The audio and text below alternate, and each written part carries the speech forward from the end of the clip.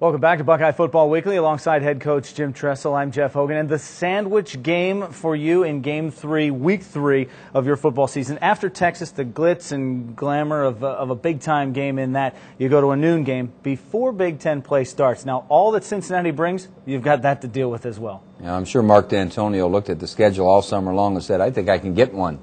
With that lineup, and it just seemed like at the beginning of the game we didn't have quite the giddy up that we had in the Texas game, or maybe even in the opener, and it better not be the giddy up that we need next week, because we need to be at top end speed. But we survived and came out, and Craig Krenzel was our honorary captain. It was great to have him back. He gave a great message to our team early in the morning, and Michael Redd was with our team last night during our team chapel, and so we had a lot of lessons this week. Yeah, championship experience for the guys on this. What you'd hope is a championship run. Week 3 of that. You keep going with some good defense here, and an upstart Cincinnati team. They're coming after you. You know, they really did a good job of mixing some things up, and we stopped the run virtually all day. They did a nice job with some misdirection pass, and really the key to that first drive that they moved down was the fact that they were able to do some stepping up with their quarterback. Here on the conventional plays, they're trying to throw it out to their backs or running the football. We stopped them pretty good. But when their quarterback had a chance to step up, we had a little bit of problem. Quinn Pitcock, one of 2 or 3 sacks for Quinn that day, and between Quinn and Davis, the best 2 interior defensive guys in the country, I believe. Well, and they're good studies of the game as well, because Quinn talked after the game about how he looked up what Pitt did and what their interior lineman did, and he said, I think I can get in there. Yep, that's right, no question. Here you see Troy just threw one out there to Tony Gonzalez. Now he's got one out there to Teddy, and so we're moving the ball a little bit, but stalled there, may have had a penalty. I can't remember the exact drive, but when Aaron Petrie knocked it through from 40-some there, yep. That was a heck of a good thing for Aaron and his confidence. 47, and there was a pass interference on that drive. So you go up 3-0, and 1 in a row turns to 2 in a row, turns into a little confidence for your kicker. Well, that's right, and they did a nice job on their little bubble screens. They hit 3 or 4 of those for big plays, and again, they had a good plan. They're a good football team, but here was the killer plays.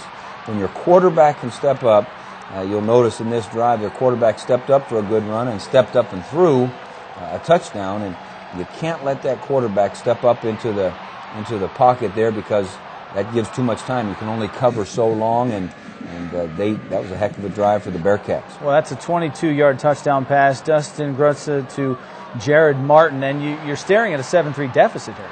Well, that's right, and we needed to get things going a little bit, and I thought Antonio Pittman did a good job of trying to give us a little bit of that.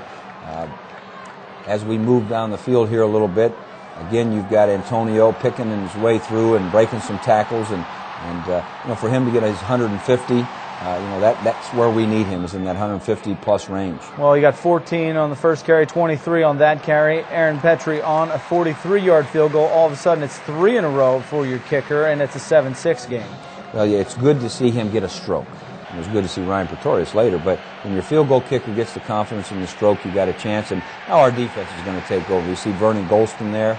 Their quarterback moved around pretty well. Our guys were coming after it, and really, virtually for the rest of the day, our defense was in control. Yeah, 3 and out there, and you're back on offense, and Troy Smith, 15 yards complete to Rory Nickel. Attacking with the tight end a little more in this game? Well, we did, based upon what they were doing, we felt we could get our tight end freed up, and here you see a little play action, and a good job by Troy stepping up and finds the running back there, Stan White. I thought he was going to get out there for quite some time, but it was good for Troy to find those checkdowns. Then he found Anthony Gonzalez on. Anthony does as good a job on the inside plays as anyone I've seen, and we're moving down the field. Those possession-type plays inside, sure hands and not afraid to go over the middle. You love that. No question, and here we are, and we're getting a little bit of pressure here, and shows you the strength of Troy Smith to stand in there and wait for Teddy to get open on the crossing route, and we felt like we could throw some of those shallow-type things, and it proved to be true. Yeah, guys draped on him. He throws a 12-yard touchdown pass, and you go up 13-7. Now, of course, after some field position gained, Cincinnati's going to take a shot at it, and bad case of Laurinaitis again this week. Huh? Well, that's right. It was good to see James come up with the turnover. When our defense can get us 3 takeaways and we can have 0, we're going to win. You talk about some of the things that hurt this D, and you come out, and I mean, obviously, Mark D'Antonio knows what can hurt defenses, and the bubble screen. I mean, that was one of the things when he was here kind of hurt, because when you have an attacking defense, that's what you give up. Well, that's right, and a lot of the time, I think it was when we were with our regular personnel, and we had a linebacker out in the area out there, and their receiver did a nice job, quite honestly, blocking out there on the corner, and I think we got better at going against it, but that's obviously something we're going to have to continue to work on. You mentioned the slow start, a little too sloppy as well with some of the penalties there in the first half to your liking. Yeah, I think as we go back and really study the film, we're going to see some things that we didn't do as well as we're capable, some mistakes that we made that we better not make as we get into the Big Ten. But it's good to get a victory.